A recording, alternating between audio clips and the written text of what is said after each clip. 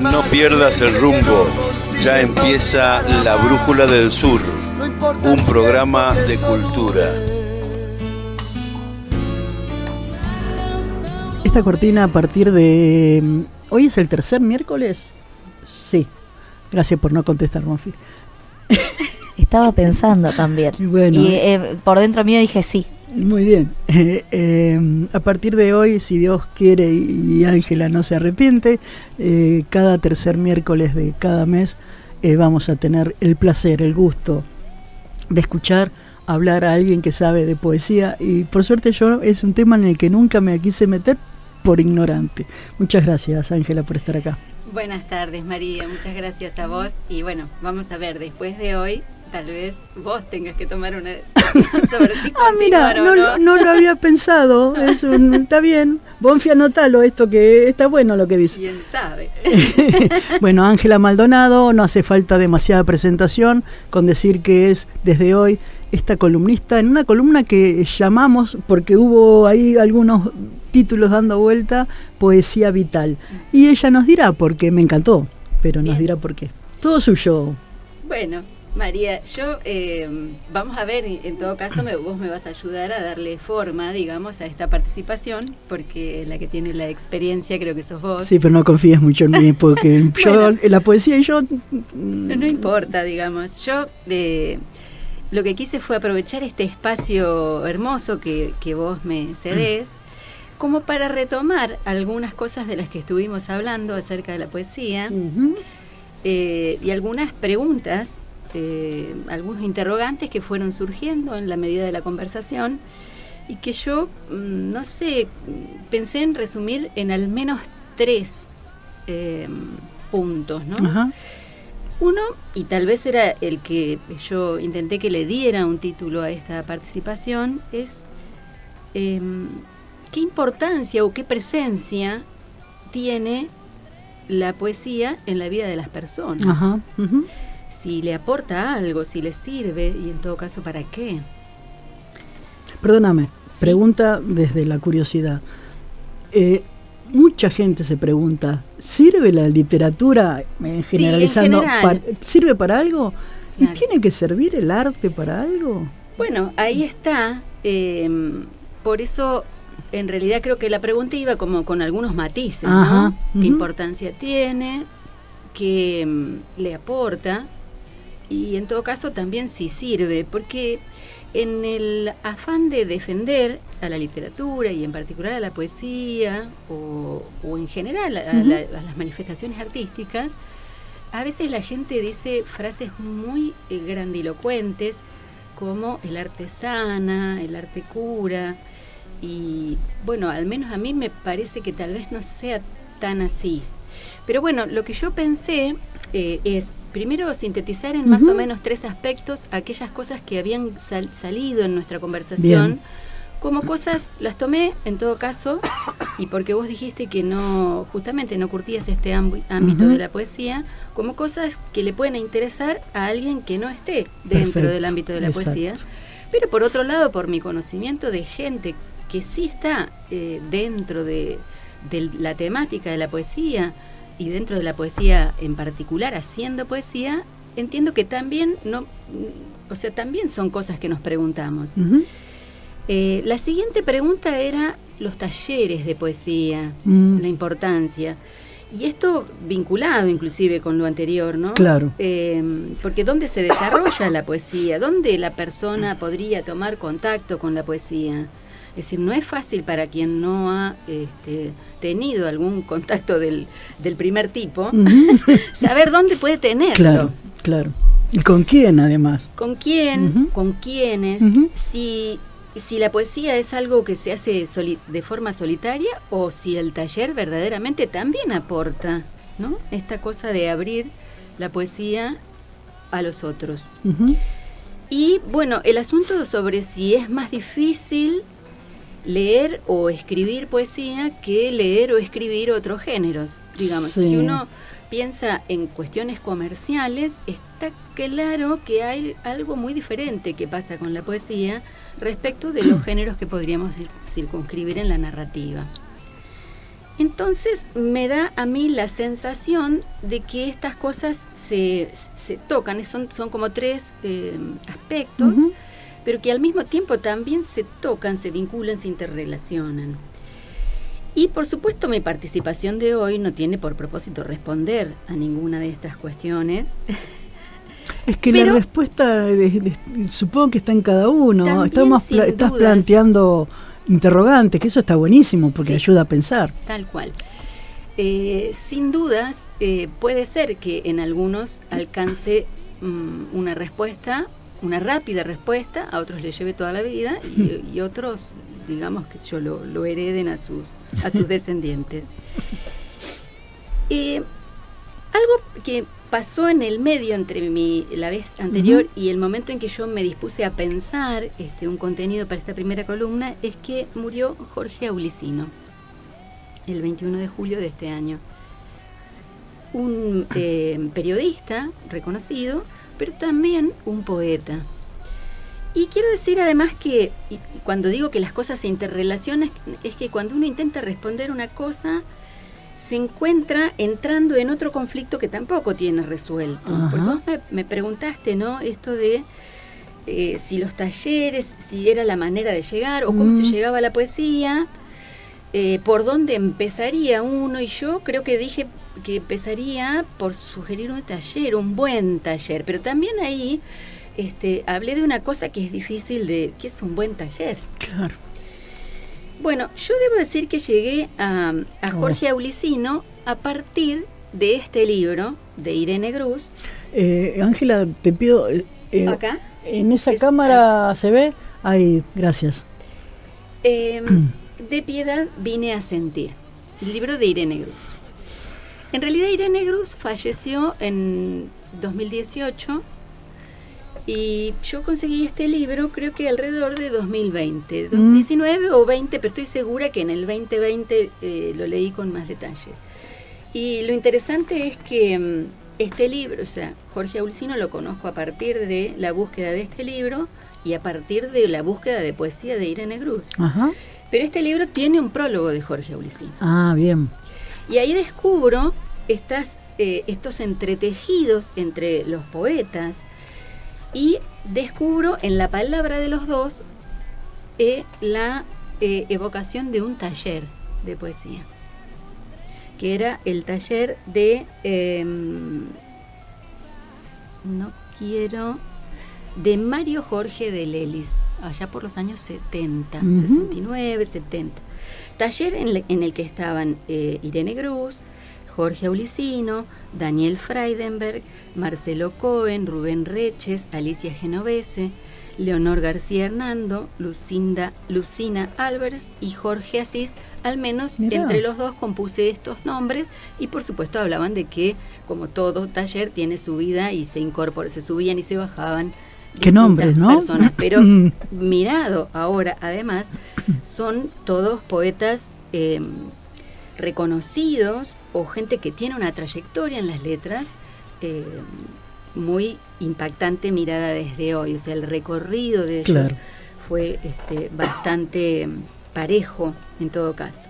Inclusive encuentro acá el nombre de Rubén Reches, que a mí en ese momento seguramente no me decía nada, pero yo justamente el último libro que te traje, mío, editado por Ruinas Circulares, gana el premio Rubén Reches. Mirá. Y yo entiendo que ahora, así como después que yo leí el libro de Irene, a mí Jorge Aulicino me quedó como en la agenda de poetas a descubrir, ahora tengo a Rubén Reches como un poeta en la agenda a descubrir, porque además también cada poeta lleva mucho tiempo, para mí al menos, que no tengo tal vez tampoco tanta práctica, que la voy haciendo en el camino, me lleva mucho tiempo poner en dimensión. Y este mundo de relaciones y de relacionamientos entre ellos y de qué ámbitos compartían y de la generosidad de ellos de contar cómo lo compartían, creo que es un lugar por donde empezar. Y a veces inclusive dejarse llevar en este aparente caos que lo lleva a uno a saltar de un autor a otro en búsqueda de vaya a saber qué, digamos. Eso no sé si tiene una relación directa con lo que quería preguntarte, pero creo que sí. A mí me pasa con la narrativa que por ahí para conocer un autor necesito leer por lo menos, no sé, 3 libros, no un cuento o una novela, decir, bueno, este tipo tiene un estilo, una impronta, así, pero porque necesito hacer un recorrido. Leer un texto de uno y este caos que decía, y saltar a otro. Sí, y a los poetas pasa lo mismo con la poesía, ¿no? Digamos, ¿no? Los poetas además te van dejando, bueno, en general yo hablo de la poesía porque es lo que más conozco dentro de todo, pero te van dejando esos rastros de cuáles han sido sus influencias. De hecho, últimamente leo en general antologías, más allá de después a lo mejor buscar los libros en forma completa, si es que la antología no lo tiene. En algunos casos, por suerte, se están editando obras completas y uno puede acceder en un volumen a un montón de esa información. Y para mí es importante también ver las transiciones que hay, las metamorfosis que hay entre un libro y otro, las distintas búsquedas y el distinto contexto en el que están escribiendo y cómo eso influye aparece. Claro. Bueno, podría decir varias cosas sobre Jorge Ulicino, pero creo que para domesticar un poquito el tema del tiempo, creo que no me va a dar para los detalles, pero sí yo quiero tomar algunos conceptos que le fueron preguntados a Ulicino en los últimos tiempos, en particular en el 17 Festival Internacional de Poesía que se hizo dentro de la Feria del Libro 2024, la Feria del Libro de Buenos Aires. Y entonces le preguntaron a él acerca de la importancia de las lecturas en festivales. Empezaron por ahí, lo cual es re importante, porque si pensamos cómo llegar a la lectura y si pensamos en el tema de la dificultad de la lectura de poesía, aún por encima de la dificultad de cualquier otra obra literaria, esto de participar en lecturas en festivales es un enganche bastante importante. Bueno, y él dice esto: los festivales obran como una prótesis en algunos casos, reemplazan la lectura, que es una práctica difícil. Por eso me importaba la palabra de él, porque como que fue dando cosas que a mí me parece importante que salgan de esta palabra, que es mucho más autorizada que la que yo podría intentar. ¿Por qué la lectura de la poesía es una práctica difícil? Mirá, por la escasa distribución que tienen esos libros. Y de hecho, yo no he podido todavía conseguir ningún libro de poesía de Jorge, porque están agotados. Tal vez ahora, ¿no se reeditan? Lamentablemente, con su fallecimiento aparezcan. Porque de hecho, este libro de Irene sale luego de su muerte. Si bien era un libro que ya estaba terminado, pero luego se editaron las obras completas. Y puede ser que con Jorge aparezca alguna reedición, porque en realidad en 2022 se editaron las obras completas de él. Pero lo que estamos hablando acá es de que las ediciones son brevísimas, son de unos poquitos ejemplares. Eso es lo que pasa. ¿Pero por qué? Porque no se vende. Y tal vez este sea un obstáculo. Es menos comercial la poesía. Claro. Fíjate, por eso quiero leer lo que él decía. Dale. Dice que este festival tenga por marco la feria, que es una especie de orgasmo del comercio editorial, me parece una sana reivindicación, dice él. La Feria de Buenos Aires es una de las más grandes y tumultuosas del mundo. Es una delicia para mí leer en este cono de silencio que es la sala de lectura en medio de tanto batuque comercial. Leí también en los stands, donde el ruido solo permite que te escuchen los que están muy cerca. Quizá este sea el mejor retrato y el destino y función de la poesía: ser escuchada desde muy cerca. Qué bueno, qué buena definición. Está como devolviendo a su lugar original, digamos, si fuéramos al caso, la poesía nace siendo oral y por eso, digamos, las cuestiones sobre la rima y la métrica, para poder ser recordadas y poder ser reproducidas y heredadas también, ¿no? Jorge reivindicó la poesía como sentido colectivo y frente a la pregunta: ¿qué crees que aporta la poesía en estos momentos de crisis tan agudos?, respondió: creo que la poesía hay que leerla con la convicción de que no aporta nada, y no resuelve nada. Después de años en que se me preguntó por la función de la poesía, creo que esa es su función, que nos entreguemos a ella sin esperar otra recompensa que no sea la de leerla. Qué tipo genial, qué inteligente para contestar, por favor. Lo justo, además, ¿no? Sí. Se la dibujó. La poesía no resuelve ni mitiga las crisis. Sí, sería genial que pudiera hacerlo. Pero en momentos de crisis y en otros momentos más tranquilos o estables o prósperos, también nos remite a nuestra condición, al hecho de que somos soma, con perdón del juego de palabras, e individuos, seres humanos, cuerpo, ¿no? De piel y huesos, sentimientos y necesidades metafísicas o religiosas. Esto es, que somos sujetos fuera de la alienación, fuera de lo general, fuera de la nómina y el registro. Creo que contestó todo. Sí. Para mí, remata, la poesía es naturaleza pura. En tiempos de crisis, quizás más que nunca conviene volver a su total gratuidad, a su sinsentido último. Claro. Y él remata acá con la lectura de un poema de Giuseppe Ungaretti. Él era traductor del italiano, además también por eso tiene, digamos, como muchos autores muy conocidos en su haber, ¿no? Y entonces remata con este poema que se titula Noche en vela, de Ungaretti, ¿eh? Una noche entera, tirado cerca de un compañero masacrado, con su boca rechinante vuelta al plenilunio, con la congestión de sus manos metida en mi silencio, he escrito cartas llenas de amor.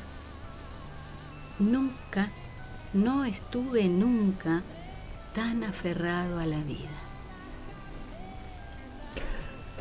Qué genial, qué genial, qué genial. Cerrarlo además con esto, ¿no? Volverlo a su sentido de gratuidad. Compara esto con el amor. Los pone como en un mismo lugar. Sí, pero ¿no? al mismo tiempo no le está dando, entre muchas comillas, la utilidad de la poesía en esos momentos más trágicos, como de dónde aferrarnos, aunque sea íntimamente. No sé, esa sensación Sí. tuve. Sí, como... Sí. Tengo está la todo- muerte está y todo escribo ahí. cartas de amor. Claro, es como el lugar de la comprensión Claro. de algo. No sé de qué. Sí, no, ni O sea, como importa. el lugar de la comprensión. Sí. Que sí. el amor, yo por eso, yo tengo un fetiche que siempre digo que las palabras buenas se parecen. Porque, por ejemplo, para mí la palabra amor está siempre, es el único lugar de la certeza. O sea, la palabra certeza está ahí. Pero de ninguna de las dos tiene un cuerpo en sí mismo. Claro, es interesantísimo claro, también claro. eso, como esto, ¿no? Aferrarse a la vida, ahí, con la congestión de sus manos metida en mi silencio. Es decir, una alta poesía acá. He escrito cartas llenas de amor. No estuve nunca tan aferrado a la vida. No, genial, genial. Bueno, entonces yo pensaba, no sé cómo vamos, el tiempo vos me marcás. Sí, a mí me gustaría, cuando termines con este autor, Sí. hacer un breve corte musical. Bien. Para arrancar con otro. ¿Te parece? Y hacemos algo de Irene Dale, para dale, poner dale, a la par. dale. Bueno, entonces te leo dos poemas. Me interesa el tiempo porque en realidad tengo tres, pero hay uno que es muy te vamos extenso. sí, claro. Hoy te vamos a perdonar mucho porque es la primera, pero no Bueno. sé si va a volver a ocurrir. Entonces voy a leer dos, no me voy Dale, a... dale. El primero de la secuencia, El río, el libro se llama El río y otros poemas. Ujú. Confieso además que no tengo el libro, sino que solo he podido acceder a lo que circula Sí. en la red, que se agradece, pero estamos esperando que Ediciones en Danza haga una reedición de su obra completa. El amigo dice, todo está como era entonces. Y solo él sabe cómo está, cómo era y cuál es el entonces. El muelle industrial está callado, y lo golpean ligeramente las olas del río. La arena está como el año en que Gauguin soñó los amarillos. Las grúas no son las mismas, tienen más revoluciones, son electrónicas, robóticas. El amigo sigue hecho de sal y de carne. Camina por el borde del agua y su zapato pisa un charco de agua aceitosa. Barro industrial, le digo. Se da vuelta. No sé si sonríe. Ya está oscuro. Un animal alza el vuelo tras las grúas y le hace fondo. Qué genio. Un poema súper interesante, y después cuando leamos algo sobre Irene vas a ver, o podemos a lo mejor hablar como de algunas características que eventualmente podrían llegar a compartir, aunque son dos poetas sumamente distintos. Pero quisiera, digamos, aún en las palabras de ellos, ver qué hay de común en haber compartido ese taller, ¿no? Entre otros. Voy a leer otro de La caída de los cuerpos. El río es un poemario de los más actuales, de El río y otros poemas. Este es de 1983. La poesía era un bello país, de La caída de los cuerpos, que es el libro. La poesía era un bello país. Lo que no lleva el agua, lo que queda en la pileta, dando vueltas, negándose, girando, resistiendo.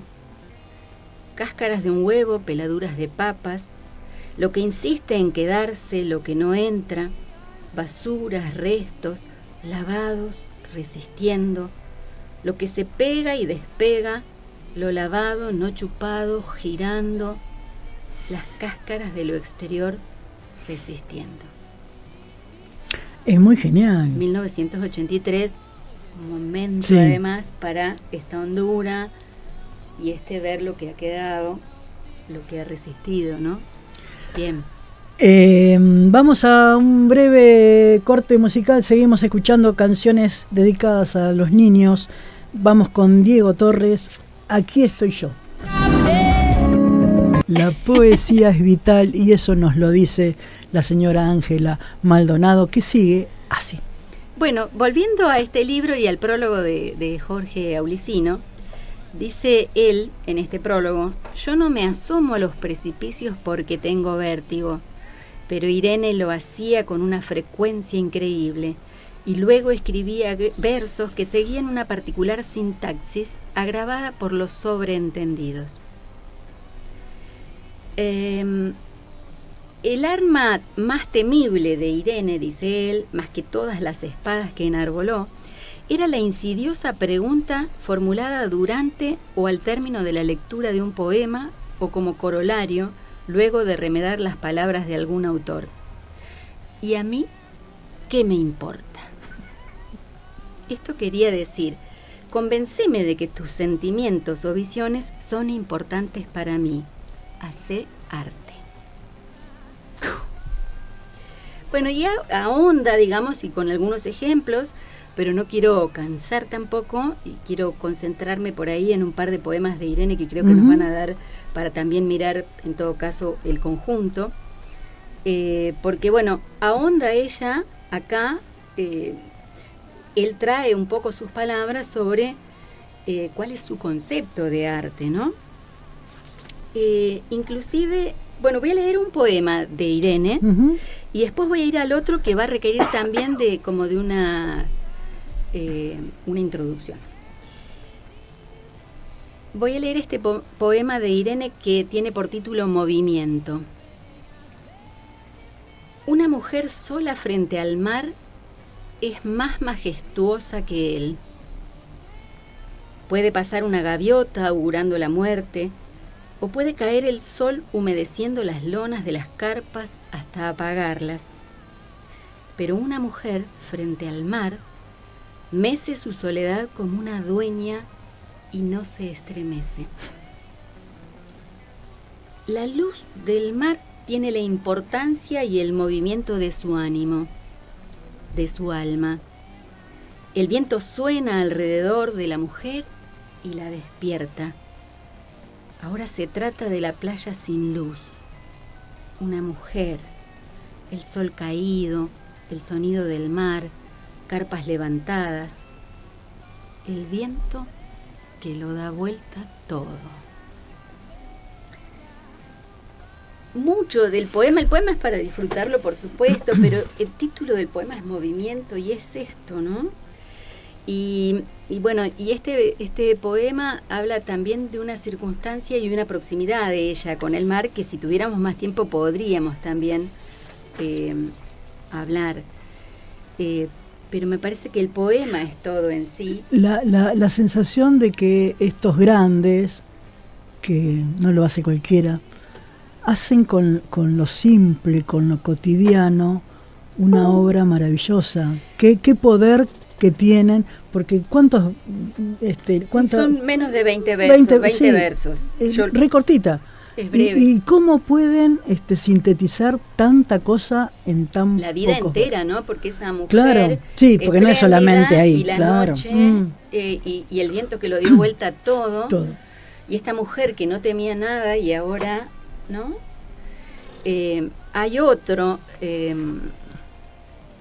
me parece tan fantástico, porque ella como que se saca de la escena y utiliza una tercera persona. Ajá. Además, de pronto es la mujer, es ella, pero es todas nosotras, ¿no?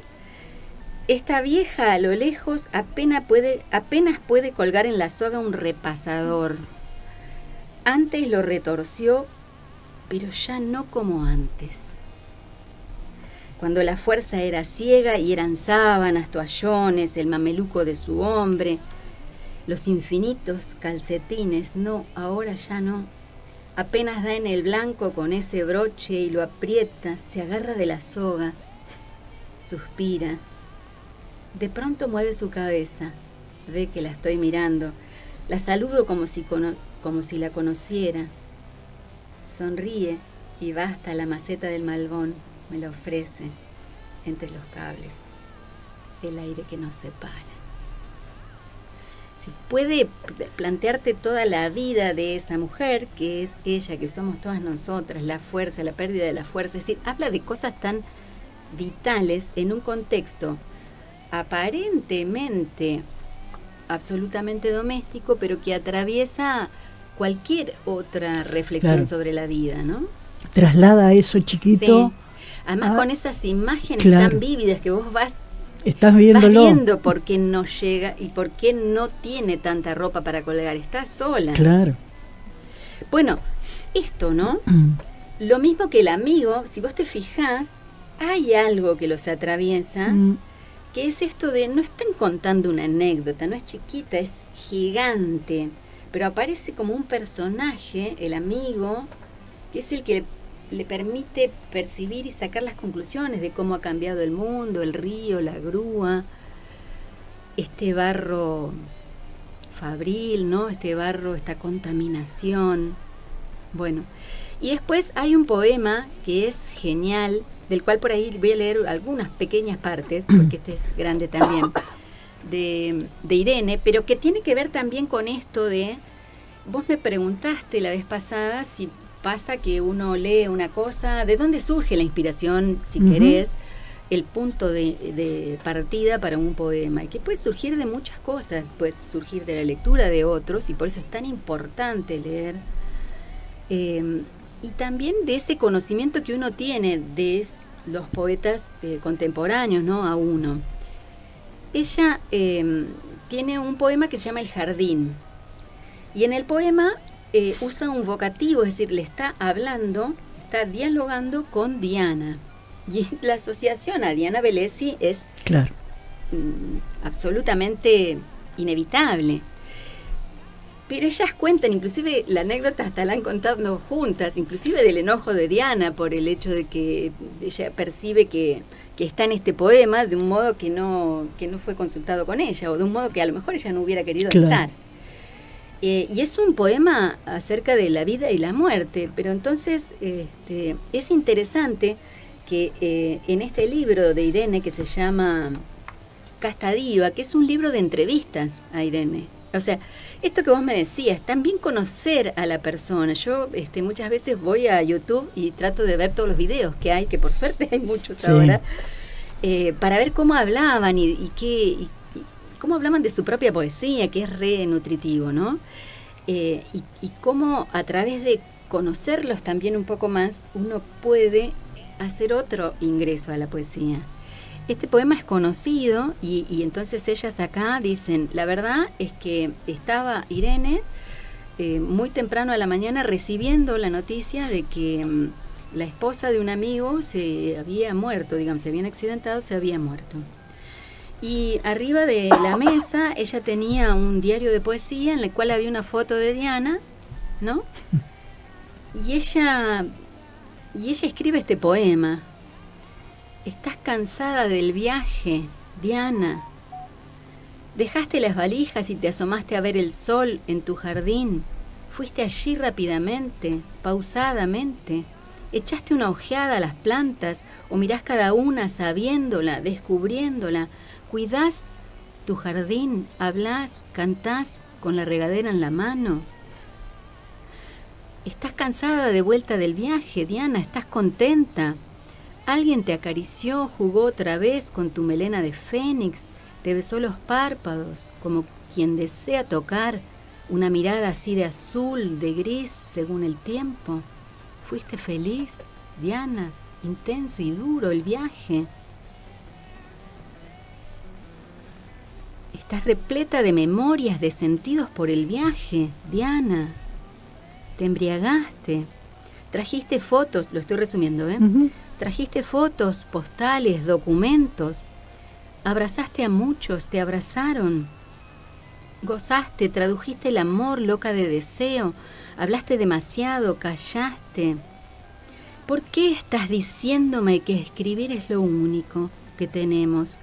¿Estás cansada? Es por eso, porque estás cansada del viaje.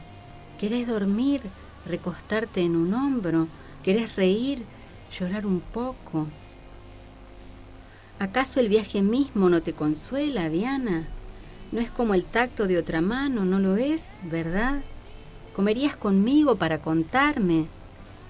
Bueno, y así sigue. Es una catarata de preguntas a la vida y a la muerte, pero lo está haciendo, está transitando de la mano de su amiga, Diana, de la poeta que admira además, de la que tiene un jardín. Bueno, pero lo más gracioso es que Diana Velesi tiene un libro, un gran libro que se llama El Jardín, pero que no existía en este momento. Este poema es previo al jardín. Una vez que se juntan y ella le cuenta que ha escrito este poema y se lo da, y Diana creo que, porque yo estuve buscando después de qué cosas se enoja, porque ella la hace decir a Diana que escribir es lo único que tenemos. Tal vez es eso lo que ella dice. A mí me hubiera gustado decir algo de lo que vos decís en tu voz, en el poema, y no de lo que me haces decir a mí. Claro. Pero muy interesante esta cosa de hasta, fíjate, una conexión, quién sabe, que le permitió entrar en lo que estaba haciendo en ese momento el trabajo de Diana, porque Diana no escribió, Diana Velesi no escribió El Jardín de un momento al otro, le llevó años, y ella estaba en ese momento haciendo este libro, pero la conversación fue posterior al poema. Como si hubiese una comunicación entre almas, entre ahí eso que subyace, ¿no? Y que ella le dice tu mirada, ¿no? Esta cosa de entender que cuando uno admira a su compañero poeta, lo admira en su forma de ver el mundo, ¿no? Claro. En su melena de fénix. El viaje, bueno, es una constante de Diana y es una constante, la vida es el viaje. Y bueno, y ese golpe de muerte que ella recibe en ese momento como noticia, lo canaliza con todo esto que uno le quiere preguntar a la vida, como ¿por qué es? Solo es esto, pero ella lo hace en un interesante diálogo con una poeta amiga.